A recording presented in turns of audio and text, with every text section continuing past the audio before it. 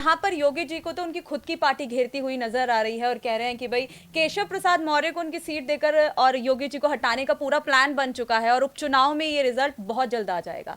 तो इसको लेकर आप क्या कहेंगे? खुद की पार्टी में सेफ नहीं है योगी आदित्यनाथ? देखिए, मुझे लगता है, मैं उत्तर प्रदेश से आती हूँ, पहले तो मैं ये बता दूं, और मैं बनारस काशी की बेटी हूँ, जहाँ से माननीय हमारे सांसद, देश के प्रधानमंत्री मोदी जी हैं, हमारे सांसद हैं प्रधानमंत्री। तो हर बार हम लोग, आज भी ये वोट किया है मैंने प्रधानमंत्री जी के लिए, and I am very proud कि हम लोगों ने देश को तीसरी बार प्रधानमंत्री चुन के दिया जो हमारे सांसद हैं। रही बात योगी जी की, तो उत्तर प्रदेश में जो गुंडई और जो गुंडा राज सपा की सरकार में चलता था, I am born and brought up in Uttar प्रदेश।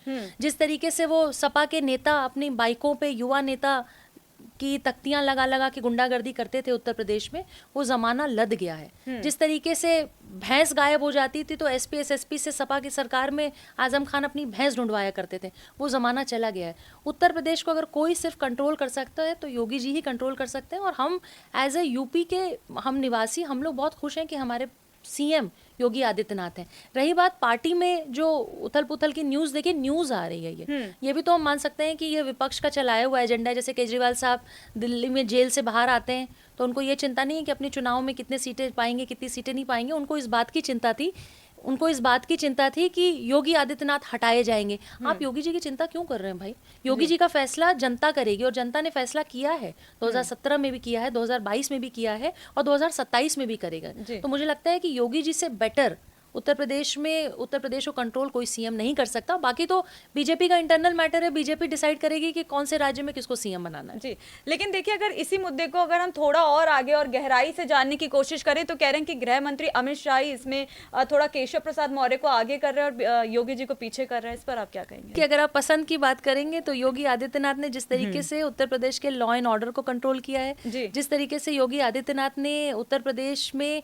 जो स्कीम्स वो लेके आ रहे हैं, चाहे वो बच्चों की मिड डे मील हो, चाहे स्कूल की शिक्षा से रिलेटेड हो, चाहे ग्रेटर नोएडा में जो बाहर की कंपनीज जो आ रही हैं, जो वहाँ पे फैक्ट्रीज लगा रही हैं, वो पिछले कई वर्षों, कई दशकों में उत्तर प्रदेश में नहीं हुआ।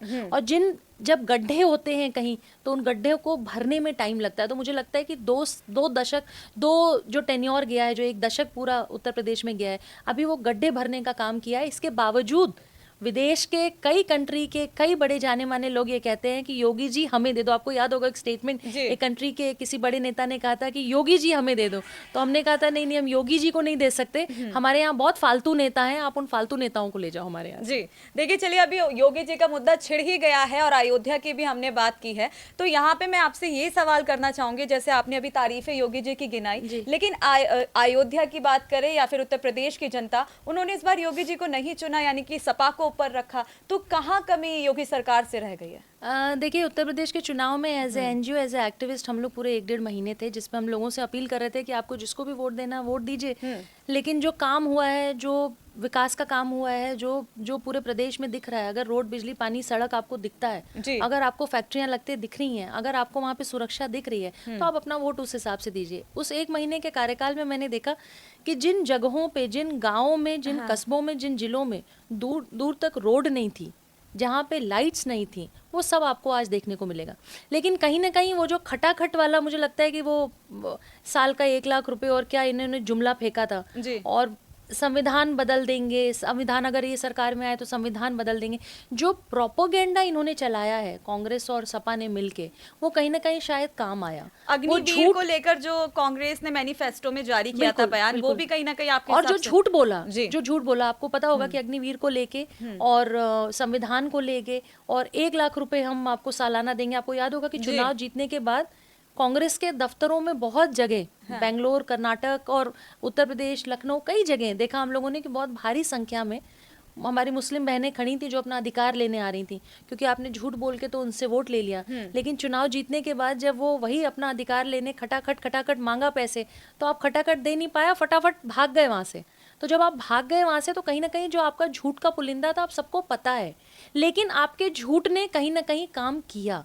और उत्तर प्रदेश में एक चीज और कहूंगी कि उत्तर प्रदेश में वोटिंग लोगों ने की है। जैसे बनारस की अगर मैं बात करूं तो इलेक्शंस जून में थे, बहुत गर्मी थी, बहुत सारे इश्यूज थे, लेकिन कहीं ना कहीं जो एकजुटता है उसमें और काम करने की हमें जरूरत है, क्योंकि विपक्ष में बहुत सारे लोग, आप किसी भी एयरपोर्ट पे जाते, आप किसी भी स्टेशन पे जाते, आप कहीं जाते ट्रैवल करते, आपको विदेशों से भी एक समुदाय के लोग दिखेंगे जो पूरे उत्तर प्रदेश में जगह जगह वोट डालने आए थे। हम अपने घरों से वोट डालने के लिए सोचते हैं कि अरे बहुत गर्मी है, कैसे जाएंगे, लेकिन विदेशों से भी लोग टोपी लगा के, बुर्का पहन के वोट डालने आए थे। जी।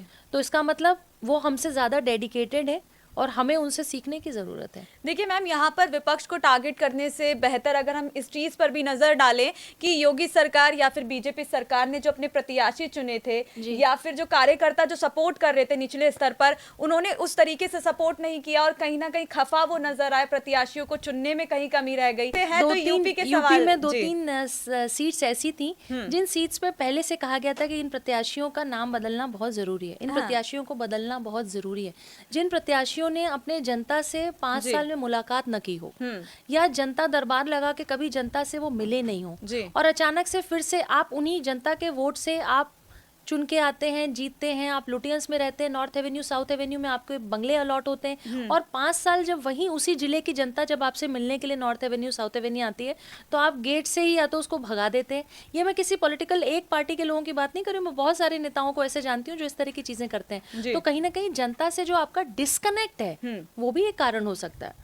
जो जनता आपको अपना माई बाप समझ के वोट दे रही है कि आप उनके लिए कुछ करेंगे और 5 साल आप उनको दिखते नहीं और 5 साल बाद अचानक से आप वोट लेने चले आते हैं, तो जनता भी स्मार्ट है, जनता भी समझती है, जनता को भी पता है कि उसके सुख दुख के साथी आप हैं या नहीं है। तो ये भी एक कारण था। और बहुत सारी जैसे खबरें आई कि बहुत सारे सीट्स पे बहुत प्रत्याशी बदलने की बात की गई थी, लेकिन नहीं बदले गए, उन प्रत्याशी को रिपीट किया गया। तो हो सकता है ये भी एक कारण हो।